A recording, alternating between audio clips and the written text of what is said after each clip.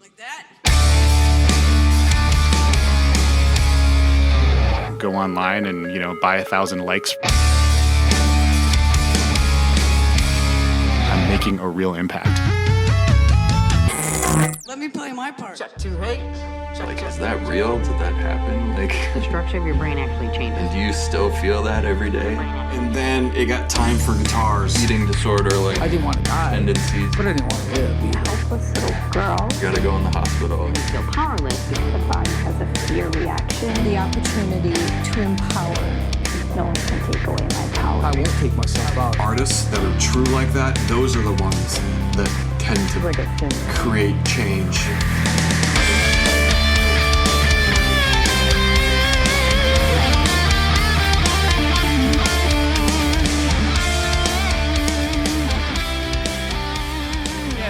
Well, that's What is a that tricky about thing. me? Like, I want to obviously get back to the curriculum as well, but you mentioned early, and I don't want to forget, the balancing act between promotion and programming. And I'm trying to do both. Like reach out and get this podcast heard and get survivors to know that they're not alone, and that in the right situation, it's okay to talk about it and things like that, and for them to reach out and get help rather than feel completely hopeless and stuff. But it's tough to balance the money and think, if I was spending more on promotion, the outreach would go further. Yeah. But then people look at the numbers at the end of the year and like, oh, this nonprofit is buying all these Facebook and Instagram ads. Where's my money going? Well, that's how we get heard. Yeah. So that is the outreach to some degree, but it can be hard to explain that, especially if someone comes up and they're like, okay, why should I donate $50 and where's the money going to go? It's just it's tricky to answer those It's going questions. to try to raise $50 more, pretty much. Yeah, That's well, kind of if I was the circle that yeah. you get caught in sometimes. Bill right? and Melinda Gates have gotten in trouble for that because they invest, obviously they have a different scale of funds available, but they invest it in some companies that people would be like, hey, wait a minute, you're investing for maximum return, we get that, but these are some companies that maybe aren't doing the best things in the world, so are you creating more of the problems you're trying to fight? I don't envy their position. Yeah, no, and that's honestly that's something that I deal with too. So as a solopreneur, #solopreneur life, right? Like I only have, it's just me, right? I have a couple of friends who, I pay in beer and pizza that that help me out of the goodness of their hearts. Shout out Alex, my buddy, who is with me a lot of times at the big Pride events and stuff, help me out. But yeah, it's always, a balance of where to spend your time. And so, in today's day and age, everything is like social, driven, and how many Instagram followers do you have, and, building, and that's, I don't know, probably to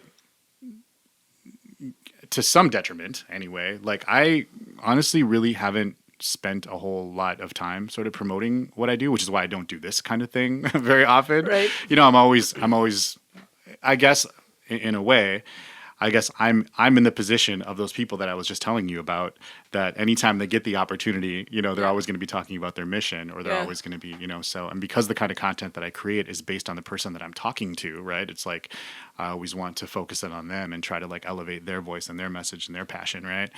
I don't do a lot of like self-promotion, which, there are all kinds of people that, tell you that, well, it's 2019, like you need to be like out there. Like, as a matter of fact, I actually just started working, a good friend of mine, and her friend. So she actually does branding, like personal branding. Like she's a branding coach, and she helps people sort of like create and, elevate their personal brand, which I haven't really had a whole lot of. It's really been about my company, the business side, Podletter podcasting, and the nonprofit one, Nonpod, the nonprofit podcast community. This whole Ryan Garza podcasting thing sort of like evolved out of them like sitting me down and essentially like dishing out a little tough love and having a little intervention and saying like, you need to make this about you. And I'm like, that's just not how I am. Yeah. But I eventually finally came around, at least enough to get him off my back for a little while. But yeah, it's something, I guess I'm kind of old school. I've been doing this for a while. I think that's sort of a question like anybody who does like a podcast or any kind of project, like this, has to ask themselves like, okay, how much time do I want to spend, doing the thing and how much do I want to spend like promoting the thing. Totally. And I think I decided early on, just for my own, and whatever people decide is based, on whatever their own goals are and whatever they want to do personally. But to me, like, I decided to just focus on the content, right? Like it's kind of the old school that doesn't really work anymore. It's kind of the old school sort of like philosophy that if you build it, they will come kind of thing. Yeah, I'm just figuring that out now. I'm like, oh, we've got the album out, we've got the documentary, and I'm starting the podcast. And then people go, how are you going to promote it? And I'm like, give me a minute. Yeah. I just figured out how to get Apple to approve this. Like, just give me 10 minutes to figure this out. Yeah. But I don't know that answer either. That was going to be one of the things I asked you is, what's your listenership? Are you happy with it? Are you excited or surprised? Is it lower than you expected? And how did you get it? Yeah. I'm happy with where things are. I mean, considering I haven't really had any sort of like concerted promotional campaign really at any time. So what's really cool about my audience, like I said, it's not, as huge as I'd like it to be someday. But it's all very organic. I mean, every single person listening, every subscriber I have, like every email subscription that I get, I mean, these are all people most of the time who I've like connected with personally on some level, or they've been impacted personally by like an interview that I did, by an episode that did so. And like, I don't know, to me, like I feel like, I don't know, I always felt like I wanted to get sort of like a good base, like a good strong base of groundswell, sort of like community, grassroots organic support, right? And then I can always build from there. I think, what happens a lot is, you can go online and, buy 1,000 likes from, Kerplunka stand somewhere, and you know what I mean? There'll be click farms somewhere and some, there you go. You've got 1,000 followers on Instagram. Bots and whatever, Human right? bots. Yeah, They're paid by the click. Yeah, you've got 1,000, followers now on, but they're bots on, on Twitter or whatever. It's like, well, yeah, that looks great, and maybe you can like use that to catapult you to something else.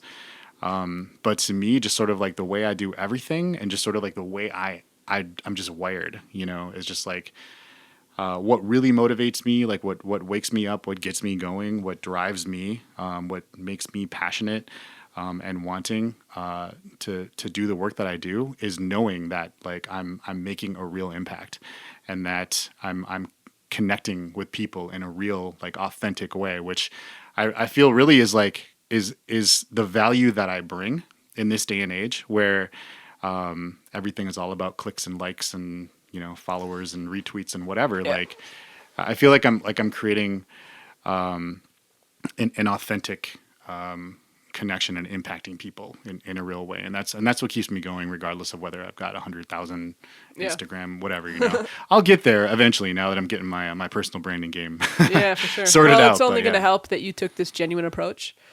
That's only going to work in your favor. Do you track like website hits? Do you track downloads? Do you track what do you look for? Do you have any metrics for watching your listenership grow? Yeah, so part of the reason that I haven't really spent a whole lot of time doing promotion is because for the first 2-3 years, like I wasn't working with anybody. Like I was a DJ for a long time. I was an electronic DJ for a long time. And that's kind of where the intersection of like audio and technology kind of geekery kind of happened. And I discovered podcasting, a long time ago, but it was about, 7-8 years ago that I started thinking like, wow, like this is pretty cool, and I could probably like turn this into a career if I just kind of learned how to do this. And so like the first couple of years, like you're discovering as a new podcaster here. Week 1 right here. I'm going to post our second episode tonight. Nice. Very cool. we launched last Saturday. Awesome. So every Saturday, Congrats. Kelly Nicole Foundation amplified the sound of survivors. Very cool. Yeah. And so as you're figuring out, there is a crap ton to know, right? I mean, there's like, you will never sort of like, where you kind of have what I realized where I kind of had to focus is like, especially with podcasting being like the hottest thing since pancakes, and anyone can get in. There's no barrier to entry. Yes, which is also what I love about it. And not only can anyone get in, like everyone is getting in, right? Which means that there's every 2 weeks, there's a new platform, there's a new flash in the pan, there's a new, some big Warner Brothers like bought SoundCloud and pushed it for like, a couple years really hard. And it was like, it's, depending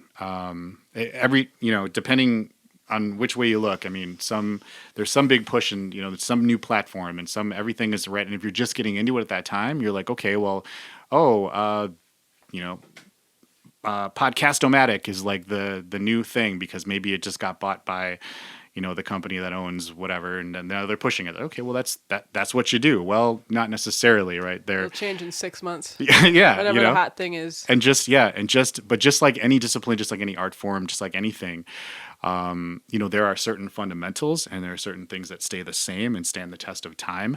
Like the RSS feed, like that is a part of podcasting. It always has been and like always will be. So like sort of like learning about that and sort of like learning about gear and like I was, like I said, I was a DJ. I wasn't doing a lot of like recording or audio recording but now I do the entire process. So now I do the recording like I did with you on location, right? So it's figuring out how to do that, the gear, the rig, which I think we want to touch on a little bit later too. Mm-hmm. And then taking that audio, like, figuring out how to do the editing, in a way that, I can bang one out and not be there for a week editing like you would, and then mixing and mastering and publishing and, all that stuff. Like that just took me a couple of years to just figure out all of that, and, trying a few different things. I have my own, website. We're talking about when we're talking about the RSS feed. I own all of my own feeds, right? So, you don't go through like Squarespace or whoever? No, I own and create all of my own feeds. But so I do, so you're asking about metrics. This is what I do. So I'm a podcaster. I'll talk in circles, but I tend to get back to where I started. There's a lot of people who want to learn about this because it is such a great outlet. It's a creative outlet that's free, that touches the entire world. So I bet there's people like, I got something to say. Yeah. I wonder if it's too technical. It's really not. Honestly, if I can do it, anyone can do it. That's what I always say too, Well, you have more experience. Well, and I didn't to begin with, but there you go. So, but yeah, there are a lot of different ways to do it. There are a lot of, depending on what your goals are, there are a lot of different tools you can use. And there's, really no kind of wrong way. And we could talk for a whole nother hour about just that. But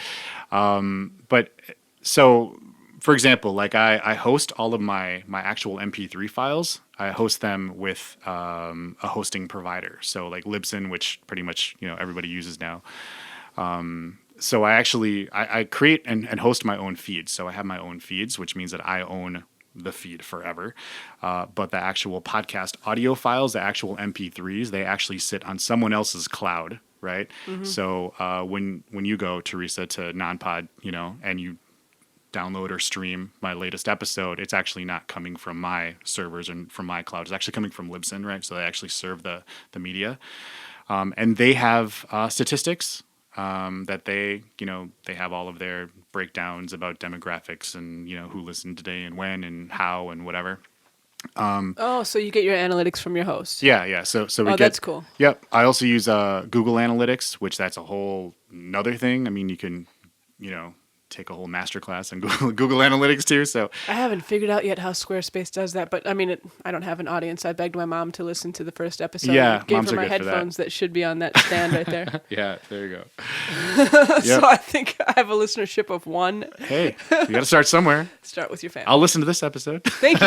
When it comes Appreciate out. that. So well, they're maybe intense. probably my mom too. So yeah. The episodes are intense. For people who are coming to this because they know Ryan, and you haven't listened to an episode of Amplified: The Sound of Survivors, do you mind if I do a 10-second Go plug? for it. Yeah, I'll get a sip of water here. Go for it, man. So the background of I hadn't thought to do this, but I guess it makes sense since we're cross promoting here. You have to open that. This is the schmancy bottle over here. Well, I'm just super hyper about a lot of this gear. Is Kel touched it, and her album Hate Becoming, segueing here, which is changing lives all over the world, which is her masterpiece that she listened to for the first time the day before she passed. Traveled through a lot of what you see on this table in front of me. It went through this. It went through those speakers over your right shoulder. Those are our urns. It went through a lot of this stuff. It went through that, a monitor controller. So like anything that like her life's work went through, right? The sound waves and everything and the electricity. Wow. I'm like, no water, no water nearby. This tower I put together with a friend, so that I'm not so upset about. That would just be money. Money you can get more of. Memories, those aren't cheap. Those are invaluable, you know. So we talked to, I'll do just a quick plug. We talked to survivors of trauma. We talked to people with eating disorders. We talked to psychologists, clinicians, therapists, counselors. I'm trying to get some EMTs and different people on the program, and just different people who see the different darker sides of life and have. Can I interject real quick? Actually, Please. So getting back to DAP, Yeah. they actually have like 3.5 or kind of like a 3.1 sort of number of programs. So what they've also realized over the years is that the practitioners themselves, so the people who actually like live every day and live and breathe this work, they are actually affected by what they see, like by working with, and they're sort of like, we talk about how the witnesses are often sort of like the forgotten part of the actual violence, right? They might actually be the direct victim of abuse, but they're affected, in some really significant ways, even if they're not the person who's actually being physically abused, and how they kind of get forgotten and left out of the picture, who gets really forgotten and really left out of the picture, oftentimes because these people are superheroes, and they, if there are resources, it's going to the people who need the help. They end up being affected a lot more than a lot of times they even realize they're being affected. So they have actually programming directed actually at the therapists and programmers and people who work in the space. So that just jumped into my head when you were talking about EMTs and people who experience trauma like on a daily basis. Yeah, and they're the ones that the rest of us lean on, right? Like if something horrible happens in your life, you kind of, it's second nature to think, I'm going to hit 911 and automatically some kind of robot shows up and saves the day, right? Mighty Mouse shows up. Well, that's a human being, and they've seen some shit. Right. Like I know people who were firefighters for a while and stopped because just saw too many infants. Yeah. I was like, ooh. Right. Ooh. Yeah, and speaking a human of being in there. And speaking of people who save the day while we sit at home and watch Netflix, I know Kelly Nicole Foundation does a lot of veterans, right? Was that part of the mission, right? At one I'd point, like to have more. PTSD and whatever. I think we talked about that on sure. the episode that you were on. Yeah. So DAP actually has another program. This is how amazing these people are, right? So they have another program called Change Step that they've been sort of in the process of rebuilding now. It was a lot. It was a lot more. They were doing a lot more work with it, in the years as sort of the last war, conflict, whatever, started winding down. There's a cell phone stand. Oh, sweet. How cool is Very that? cool. You guys are all set up in here. Nice. Is what it is, man. So they were realizing, speaking of people who have seen some shit and have trouble, dealing with it, processing it, they were realizing, and this has, been this way forever. I guess, it's not just us. It's not just now. It's not just, it's been this way since there's been war, essentially, which has been forever. People have, you're trained to react in a certain way. Like you're trained to be hypervigilant, they call it, to be in a constant state of vigilance and to react, based on instinct, rather than maybe like compassion or thoughtfulness or introspection, right? You're taught to react the way that you've been trained, and to be ever vigilant of things that that could potentially harm you. And what they were realizing is that these veterans were coming back, especially in Iraq, and with the a lot of the trauma that a lot of men and women experienced over there. That the military, really, when you get right down to it, the military's job is, to protect, our country and to create these these killing machines and these, that are trained, to protect us and to obey orders. They're not really in the business necessarily. There's an argument that they maybe should be or should start to get in the business of making sure that when those people come back, that they're able to deal with that pressure. And what DAP was finding out is that in the years sort of after our last war conflict was winding down, a lot of people were coming back and they were having trouble adjusting to that domestic life. No kidding. And they were I can't remember what the numbers were. Again, I don't do this professionally, but it was a staggering number of it was either of veterans were involved in domestic abuse incidents, or that a staggering number of the domestic abuse incidents like involved veterans or something like that. And so they started this whole program called Change Step, where they were tailoring their content around speaking to people who had been in the military and sort of like creating a shared experience, so that, you know, they didn't have to feel like, you know, there's always sort of that that fear that, like, you know, these men are going to walk into a room and, like, you know, they're like, well, they don't know what I've been through. They don't know what I've seen. They don't know the shit that I've seen. And, you know, like they have no way of like knowing what I'm dealing with. And so like that instantly builds a wall, and that instantly, like, you know, creates a barrier to helping these, you know, these men or women. And so what they did is they put together a program where they all get together, right? And they all sit in a circle, and it's like, all right, we're battle buddies here. Like, we've all seen the same shit. Like, we've all been through the same thing. We all understand the training. We all understand the instinct. We all understand the nightmares and the PTSD. Like, you know, and we're all dealing with this together. And so they sort of create this environment where it's just like, you know, you're in the desert in the Middle East, and like you're all depending on each other for your survival, for your very literal survival. And so it creates this camaraderie and this trust where they're able to open up and they're able to talk, because there's a sense of understanding and there's a sense of camaraderie, and they're able to open up about the things that they're dealing with. And that is just, as far as I know, that's like one of like the very only programs like that, like even in the country, I don't know, like in the world or whatever. But that's just another way that they're innovating and to kind of like loop this all around, is something that I've learned like in doing all of this work. So I also work with Quorum. Quorum is Minnesota's LGBTQ plus and allied chamber of commerce. Oh, really? Yeah, and so I've actually been on the board of directors for the last couple of years now. And so basically, we do a lot of work too, but essentially, sort of the tagline is we work to ensure that the workplace is a safe and inclusive space for everyone, right? Your background, race, identity, gender, whatever it is. And something that our executive director talks about, and something that we at the organization talk about a lot, is that you can never really check a part of yourself at the door, right? Like, you can't just, you know, I think the old way of looking at it was, you know, like, leave your personal problems at home. Like, yeah, that's what they always used to say to us. Sorry, mind if I say something on this? Go. Yeah. When I was a kid growing up, you know, way before Ellen, before Will and Grace, before marriage equality for sure, before we had any kind of sense of we can be ourselves, there were the weirdest phrases that would go around. It was always like, well, that's none of our business, or, you know, whatever you do, is none of your business. And, you know, like, okay, well, hang on a second. You hold your husband's hand. You say my wife in a sentence. What do you mean none of it? Why do I have to hide? And that just never rang true for me. It was always so hypocritical. You know, they don't hide it.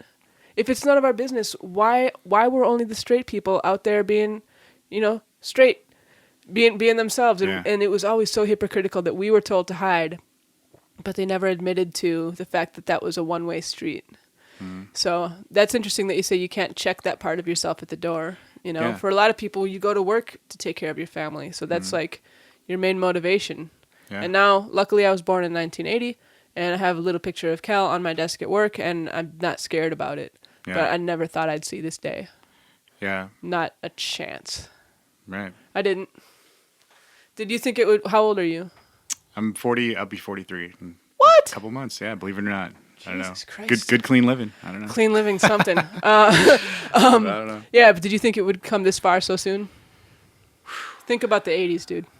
Yeah, I mean, yeah, things are definitely different back then, you know, for sure. Yeah, I mean, and one part when we're talking about like people's entire identity, a lot of times that includes any like trauma that people have experienced in their lives.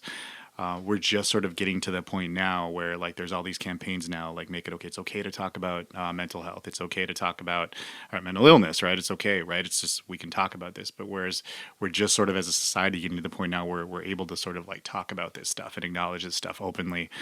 And as such, like the work we do at Quorum is all about like working in the corporate sector and the business sector, to ensure that people are able to live full, authentic lives and are able to embrace parts of their identity, including trauma that they've experienced in their lives and how they deal with that. We all deal with those things in different ways. So it's trying to like embrace like all of those parts of yourself and deal with all of that can be can be challenging, especially when you're doing it like in isolation. And so like this program at DAP, they create an environment where like people are able to just sort of like talk about it and not feel that shame or guilt or isolation that they would feel otherwise. Get the music behind the mission. Hate Becoming by Kelly Nicole on iTunes and Spotify. If you guys haven't checked out the merch table, join the movement. Buy the album. Get your Kelly Nicole band merch and donate what you can at kellynicolefoundation.org. Courage is from Amplified!